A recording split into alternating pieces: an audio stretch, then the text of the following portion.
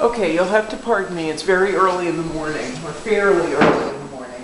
I like to get up about 5:30 and get to work as soon as possible because I don't have that much free time, so I like to make the most of my day and spend my free time painting. Now, if you've seen other videos or you've seen my stuff online, you know that I photograph my paintings as they're being done. And it's so I can build up videos that show how the painting was done all the way through, and it's also so I have a record. And sometimes I can go back and look at the photographs and reevaluate how the finished painting looks. Sometimes I love the way, most of the time I love the way the finished painting looks, better than, you know, all the other stages. It somehow manages to come together in the end, like a puzzle. Boom, boom, boom, boom, boom, boom. It comes together. And then other times, like now, we hit a brick wall and the painting is not quite where I'd like it to be. So I was just reviewing some of my photographs, and I found a photograph from way back when this was first started, and her face was right down to the canvas. I loved the tone, it was much lighter, I loved the colors. They're similar to this, but just lighter. And you could see and feel more of the canvas coming through. So I'm doing something that is completely environmentally incorrect. I'm taking some acetone, which will melt the paint off, hopefully layers of it, and removing it. Some people use mineral spirits. I tend to come at things like a, buffalo. So I'm just removing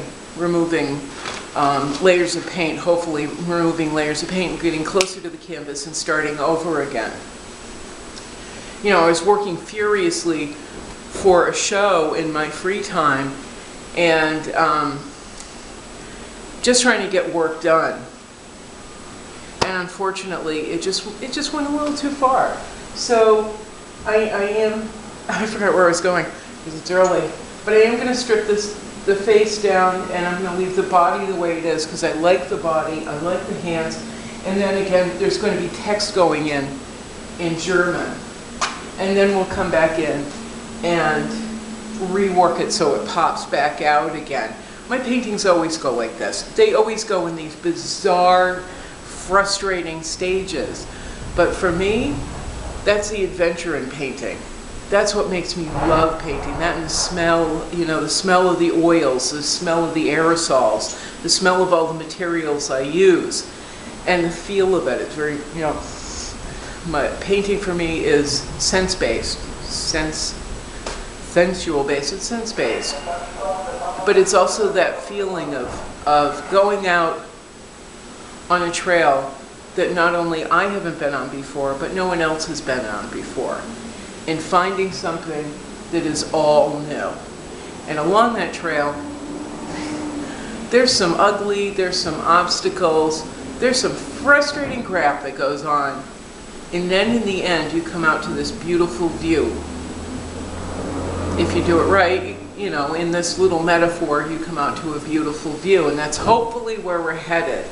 Now this is part of 4 paintings of drag kings, which are women who dress like men, and the mustaches, which I just totally love. And if I didn't have boobs, I would be doing the same thing. I just find it so sexy and so bold. And then I want to do a series of drag kings. Drag queens, because that takes such tremendous bravery for me. That is just one of the bravest statements you can make in public. This is who I am. This is who I am. And I don't care what you think or what you have to say. This is who I am. Now, in all of the drag king paintings, I have Ich bin hier, I am here. I have I don't know German. I'm trying desperately to translate it through Google and other sites. So stick with me if you speak German, and I'm going way off the rocks here. But Ich bin hier, my Ali, or anyway, I am here, I am all me. is the I am all me all the time, whether you want me to or not. I have a whole series of text, almost poetry, written out that's involved in the paintings. You won't be able to see the full text, because I'm not interested in saying, in showing every single line. Every single line is not that important. Every single word is not that important. But what I want is the feeling to come out. I want it to reach out. So the text can be underneath as long as it lifts out and comes out through the character. Now, I kind of want to share a little story. I've been involved with galleries who haven't.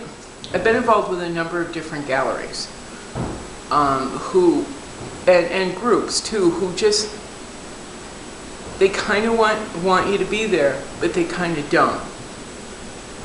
And I've always been a person, or not that you kind of don't, but that you don't really matter because there's always a body behind you. And I've always been a person who was taught to please. I was always a person who was taught to please and to not just be flexible, but conform. And it's taken a lot of therapy and a lot of work. But I've learned, I started learning about 10 years ago, a little late in life, but I started learning about 10 years ago that doesn't work. It really doesn't always work. And the people who do conform aren't always that happy. I have an artist friend up the hallway who does fabulous work, and he sells in 6 different galleries across the country, and he's painting stuff he's not even interested in anymore. But it's his niche. And now he's completely stuck in that niche because he totally conformed. And people tell you, go out there, be yourself, and people will love you. That's not necessarily true. But I've learned through my experience in trying to conform that it hasn't worked for me either. In fact, it's made people believe that they can get me to conform even further. While I'm being flexible, while I'm trying to work as a member of the team, it's basically shut up and do what you're told. And it's not one gallery. This is group and gallery after group and gallery. And it's sadly unfortunate. And I think we all, not just as artists, but as people, we're trying to find other people who have the capability of graciously accepting us, or most of us as we are, or most of what we are, and feeling the need to nurture it, or be close to it. We hope we have that thing that inspires other people. I had a friend who, when this was going on, after three shows in a row, it's very hard to explain because I sound paranoid, but I had 3 shows in a row, or 4 actually, where it was, we're not going to promote, we don't believe in promote, it was, and you have to fall in line. You will not care that we don't care. And a friend of mine, one friend said to me, while I was trying desperately to make the situations work, said to me, do not diminish yourself. And I went, that's fine for you because you're making a lot of money and you can afford a nice home. Then I had another friend say to me, a very young friend, say something very important to me. He said, Becky, don't be less. When they are telling you to be less, be more.